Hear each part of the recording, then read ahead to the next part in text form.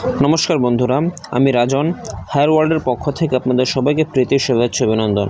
বন্ধুরা, আজকে আমি আপনাদের দেখাবো হঠাৎ করে যদি আপনার এসিতে এই ধরনের পানি পড়া শুরু হয়ে যায় তাহলে আপনি কিভাবে সেটাকে ঘরে বসেই ঠিক করতে পারবেন।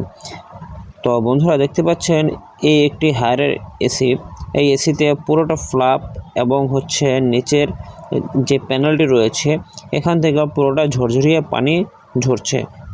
তো এই ধরনের সমস্যাগুলো আপনি কিভাবে খুব সহজে ঘরে বসে ঠিক করতে পারেন, আজকে আমি আপনাদেরকে সেই পদ্ধতিগুলো দেখাবো। তো বন্ধুরা, দেখতে পাচ্ছেন এই যে এসিটি দেখা যাচ্ছে, এই এসিটির উপরে ফ্ল্যাপ, নিচের ফ্ল্যাপ, সুইং ফ্ল্যাপ এবং এটা ভিতরে এবং ড্রেন লাইনের যে অংশগুলি রয়েছে পুরোটা কিন্তু এখানে ঘেমে ঘেমে কিন্তু জল গড়িয়ে আসছে। তো এই যে জল গড়িয়ে আসা এবং এখান থেকে বিন্দু বিন্দু জল নিচের দিকে ফ্লোরে পড়ছে, তো এটা কি কারণ রয়েছে এবং কেনই বা এই ধরনের সমস্যাটি হচ্ছে, আজ আমি আপনাদের সামনে তার A to Z আলোচনা করব। তো বন্ধুরা, দেখতে পাচ্ছেন এসির যে কুলিং পারফরমেন্স রয়েছে সেটিও কিন্তু লাগাতারভাবে কমে যাচ্ছে এবং আপনার এসিটি ঠান্ডাও কম হচ্ছে। আর দেখা যাচ্ছে যে এখানে যে কন্ডিশনটি হয়েছে, আপনার এসিতে যদি এ ধরনের সমস্যাটি হয়ে থাকে তাহলে কি আপনাকে করতে হবে এবং কয়টি কারণে এই সমস্যাটি হবে, আজকে আমি সেই বিষয়টি আপনাকে ব্যাখ্যা করব।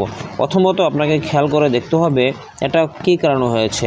এটা কয়েকটি কারণ হতে পারে। প্রথমত এয়ার ফিল্টার ব্লক হয়ে যাওয়া, দ্বিতীয়ত রুমে প্রচুর পরিমাণে হিউমিডিটি থাকা, তৃতীয়ত আপনার ফ্যান মোডকে লোতে চালানো। আপনার এসির যে রিমোটটি রয়েছে, রিমোটে ফ্যান মোডের অপশন রয়েছে হাই, লো, মিডিয়াম। যদি কোনো কারণে আপনি সেখানে লোতে দিয়ে রাখেন সেক্ষেত্রে কিন্তু এই সমস্যাটি দেখা দেবে। আরেকটি সমস্যা ইভাপোরেটর যদি প্রচুর পরিমাণে ময়লা হয়ে যায়, ব্লক হয়ে যায়, সে কারণে কিন্তু আপনাকে এই সমস্যাটি পড়তে হবে। তো বন্ধুরা, আমি আপনাকে কয়েকটি কারণ উল্লেখ করে দেখালাম যে কী কারণে আপনার এসি থেকে এ ধরনের জল পড়া সমস্যা হতে পারে। তো বন্ধুরা, আপনারা দেখতে পাচ্ছেন এসির কিন্তু কন্ডিশন খুবই ভালো রয়েছে, ভিতরে কিন্তু একদম একেবারে ক্লিয়ার দেখা যাচ্ছে এবং কুলিং পারফরমেন্সও ভালো দেখা যাচ্ছে।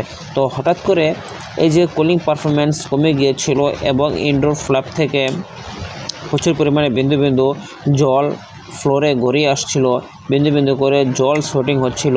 তো এটার মেন কারণটি আপনার যে এসিটি রয়েছে, এসিটির ফিল্টার প্রচুর পরিমাণে ব্লক ছিল। আরেকটি কারণ এসি যে রিমোটটি রয়েছে, রিমোটটি সঠিকভাবে পরিচালনা না করার কারণে, সঠিকভাবে তার ব্যবহার না জানার কারণে। তো সঠিকভাবে ব্যবহার করতে গেলে আপনাকে কি করতে হবে? তো সঠিকভাবে ব্যবহার করতে গেলে আপনি যখনই রুমে এসি চালাবেন তো তখনই আপনাকে অবশ্যই খেয়াল রাখতে হবে, যদি আপনার ঠান্ডা খুব দ্রুত হয়ে যাচ্ছে বা শীত লাগছে সেক্ষেত্রে আপনি কম টেম্পারেচারে এসি চালাতে পারেন। আর যদি আপনার ঠান্ডা অনেকটা দরকার হয়, খুব তাড়াতাড়ি ঠান্ডা হওয়ার বা স্বাভাবিক নিয়মে ঠান্ডা হতে চায়, সেক্ষেত্রে আপনাকে যে ফ্যান মোডটা হাইতে দিয়ে রাখতে হবে। যেমন হাই, লো, মিডিয়াম রয়েছে, এটাকে আপনাকে সবসময় হাইতে চালাতে হবে। আর পাশাপাশি আপনাকে লোতে দেওয়া যাবে না। যদি আপনি লোতে এসি চালান এখানে কিন্তু সোয়েটিং হবে, এখানে প্রপারভাবে যে বাতাস সেটা যে আপনার সাপ্লাই দিতে পারবে না, তখনই এখানে প্রচুর পরিমাণে যে ডিউ জমা শুরু হবে।